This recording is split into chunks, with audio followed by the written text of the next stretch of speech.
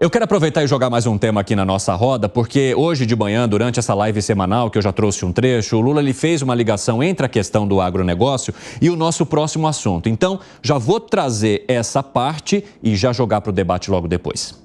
Eu estava discutindo o Plano Safra. O Plano Safra será 364 bilhões de reais. Há uma média, eu não sei o total, de 10% de juros ao ano. É caro. Sim. É muito caro. Sim. Esse juro poderia ser mais barato. Mas é que tem um cidadão no Banco Central, que a gente não sabe quem pôs ele lá, que traz o juro ser 13,75. Lula colocando, então, que esse juro de 13,75%, a taxa básica de juros ou a Selic, também estaria prejudicando esse setor ou possíveis incentivos que possam ser oferecidos a ele e chamando Roberto Campos Neto, é o que dá a entender, desse cidadão que nós não sabemos quem colocou ele lá. Como é que você vê essa sinalização do presidente Lula num dia importante como o da divulgação do Plano Safra, fazendo mais uma crítica a Roberto Campos Neto e ao Banco Central? Gani?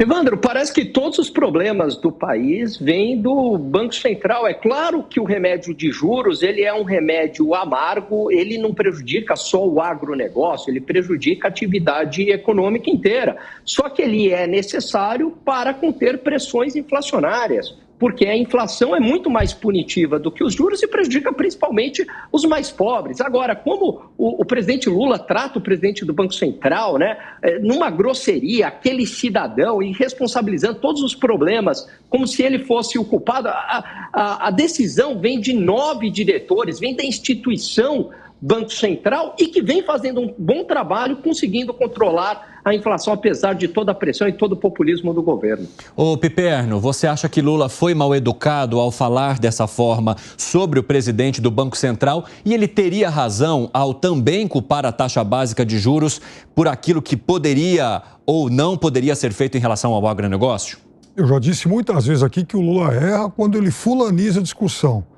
Não é uma questão de ficar toda hora mirando no presidente do Banco Central, mas ele acerta em cheio quando ele discute muito a questão da pornográfica taxa básica de juros, que aliás hoje é dia 27, né? 27. Hoje, então, a taxa básica de juros ela está mais ou menos 300% acima do IPC, segundo o índice, inclusive, divulgado hoje já. A gente vai trazer isso daqui a pouquinho, exatamente, inclusive. de novo, já com alguma deflação. Então, é claro que o Lula, e mais agora uns 90% da sociedade que fazem essa crítica, estão certos. Porque a quem interessa essa taxa de juros, que, veja, ela é de 10 pontos a mais do que a taxa real de inflação. Ô Segré, o Banco Central estaria exagerando ao manter essa taxa básica de juros porque o Copom definiu que ela vai permanecer, deu uma sinalização na ata dizendo que deve baixar, mas que é preciso usar com cautela, com paciência, olhar com parcimônia. Essa parcimônia já não está durando tempo demais? É o ovo e a galinha. Qual foi o primeiro? O ovo ou a galinha? Por que temos uma taxa de inflação tão baixa? Pela política monetária e aplicação de taxa de juros do Banco Central. Não tem coisa pior.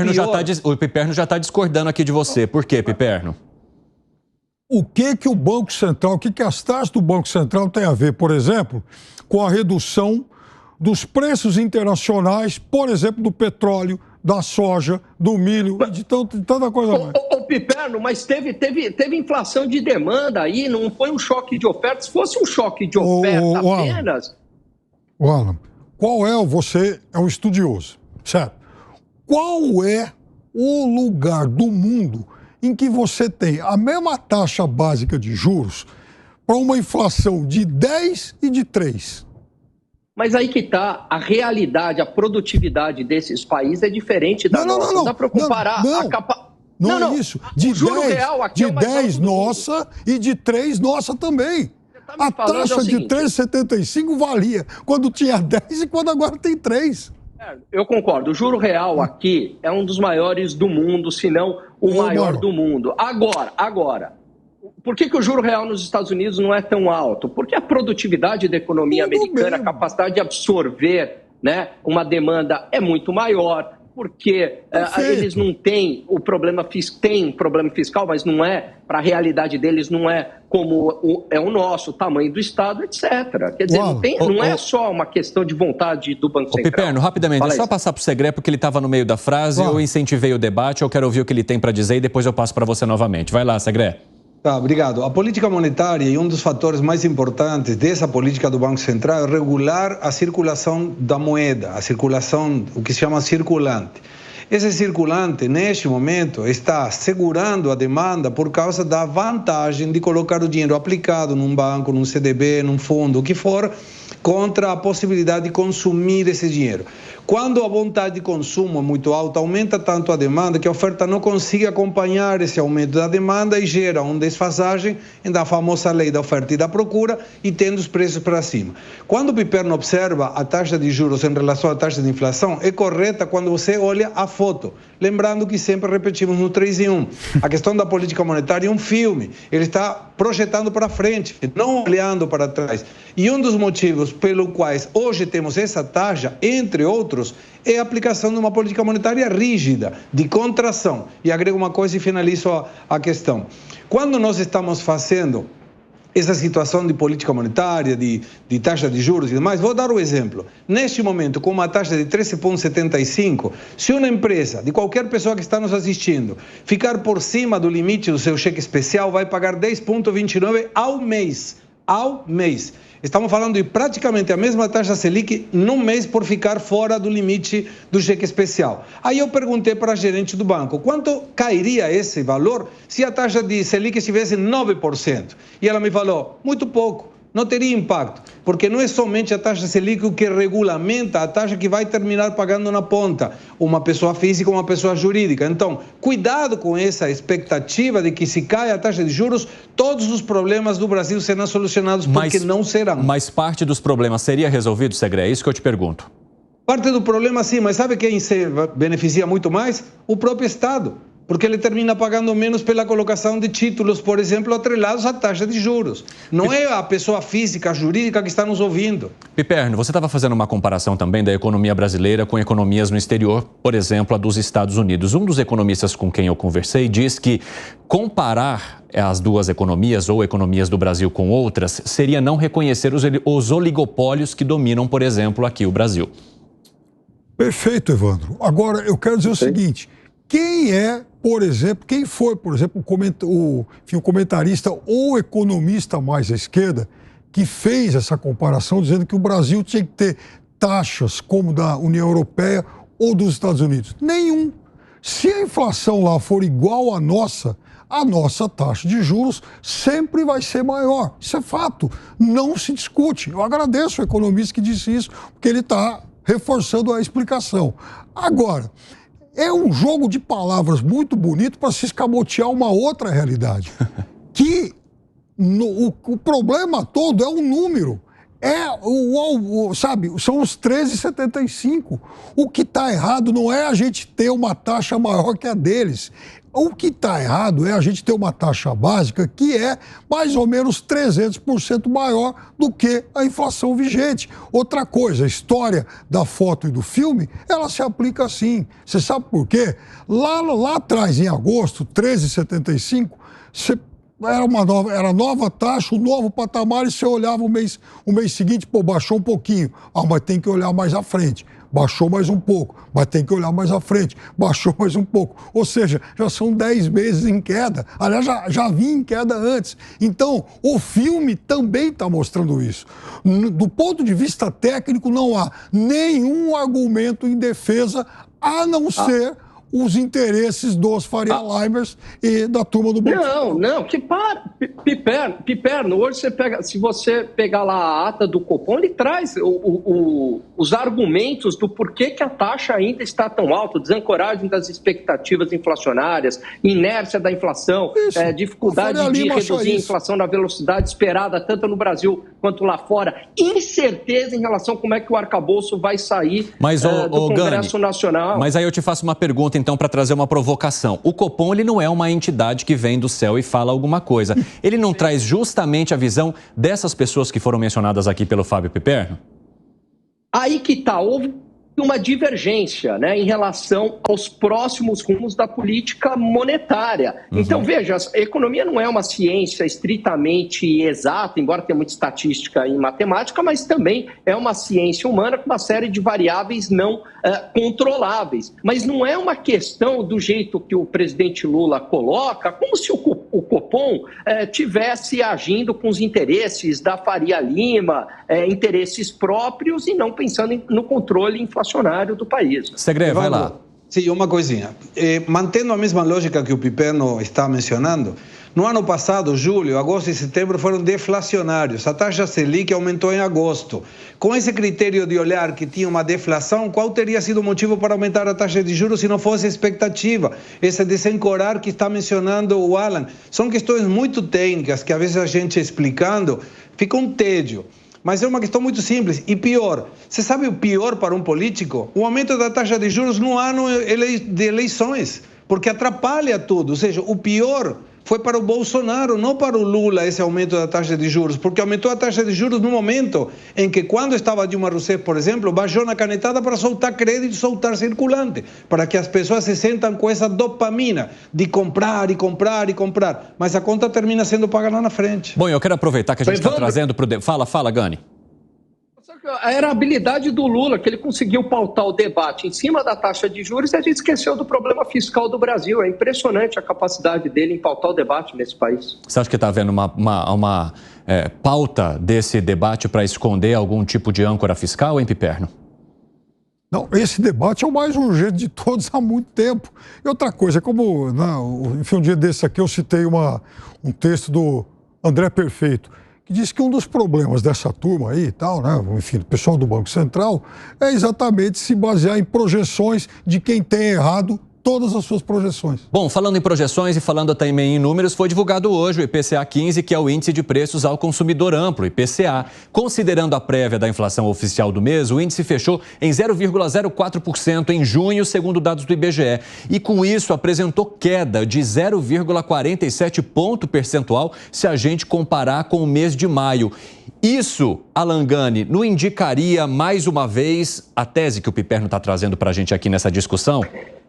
Então, esse IPCA 15 a gente pode ler um copo meio cheio ou copo meio vazio. A boa notícia, por exemplo, o índice de difusão, que mede a porcentagem de itens com variação positiva, caiu de 64% para 50%. A inflação está menos espalhada, então está perdendo força a inflação, de fato, né? Agora, ele veio ligeiramente acima das expectativas. Agora, o que chama a atenção, e aí é um problema, é a tal da inflação de serviços. Quando a gente mede só a inflação de serviços, Evandro, ela acelerou em relação ao mês anterior e ela está muito ligada à demanda e é por isso que o Banco Central está bastante dividido, por uma questão técnica e não política do jeito que o presidente Lula está colocando esse debate. E eu quero inclusive aproveitar que você menciona o Banco Central para trazer uma fala do ministro da Agricultura, Carlos Fávaro, propondo então que o Senado ouça o presidente do Banco Central diante de números que mostram uma desaceleração da inflação, mas não uma desaceleração da taxa básica de juros.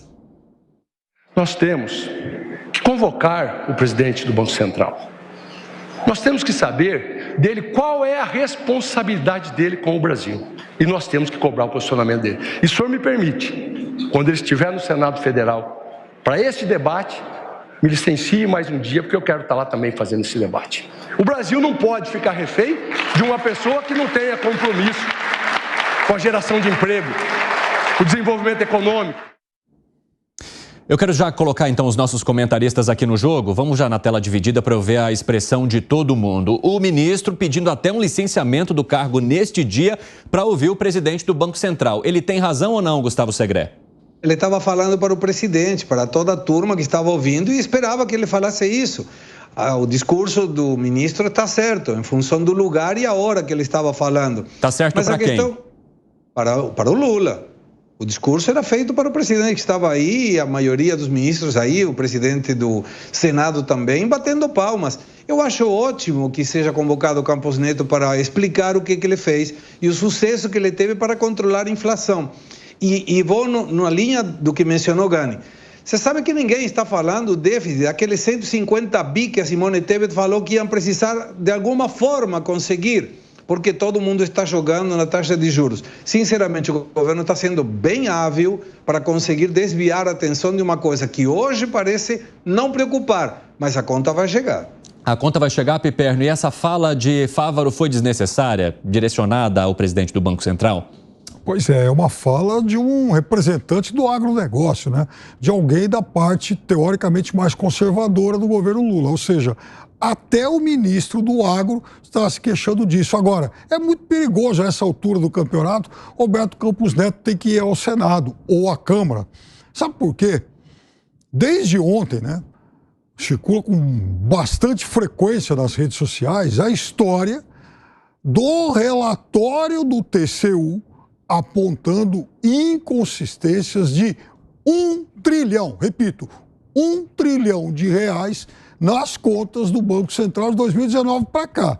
Então, há esse relatório, há essa investigação e já há um grupo de parlamentares querendo convocar o Roberto Campos Neto para dar esclarecimento sobre isso. E eu lembro, já citei várias vezes aqui, que o Banco Central também já cometeu um erro lá atrás de 14 bilhões de dólares em relação ao fluxo cambial de apenas um ano e também ano passado deu prejuízo de 298 bilhões de reais. Tem bastante número para se questionar. Piperno, sim. Mas eventuais inconsistências no balanço, se forem apurados, isso não tem nada a ver com a política monetária, com a condução da política monetária. Tem a ver com a competência do quadro técnico, né? Não, são coisas diferentes, né? Você pode ter tido algum tipo de prejuízo numa operação, mas isso não tem a ver com a condução da política monetária. Olha o tamanho do prejuízo. Não tem a ver com a outra, Piperno. Olha o tamanho do prejuízo. Quem dá um prejuízo desse tamanho não pode se diretor primeiro, a gente não sabe se teve... Sim. Não sabe se teve um prejuízo. Sim. Agora, esse prejuízo,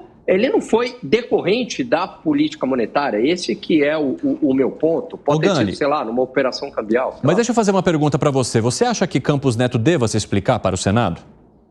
Mas ele já vem se explicando para o Congresso Nacional, ele já se colocou aberto, inclusive ele já deu várias entrevistas, né, participou até do Roda Viva, ele tem uma paciência muito grande. Eu acho que sim, ele pode ir e dar explicações, é bem-vindo isso, esse processo transparente para a sociedade brasileira e explicar por que a taxa de juros é alta para controlar a inflação. Agora, eu fico imaginando, Evandro, se o Banco Central não fosse independente, que a pressão que está sofrendo o Banco Central, a demonização que está sofrendo o Banco Central, colocando todos os problemas do Brasil nas costas do Banco Central, isso é com a independência do Banco Central. Você imagine se não fosse independente. Isso daqui estaria um caos. Ô Segré, você acha que Lula e o seu governo estão pressionando desnecessariamente o Banco Central neste momento? Imagino que sim, claramente que sim. Mas ele precisa, é um governo de confronto. Tem que ter alguém em frente para poder criticar ou jogar a culpa por alguma coisa que possa aparecer no futuro.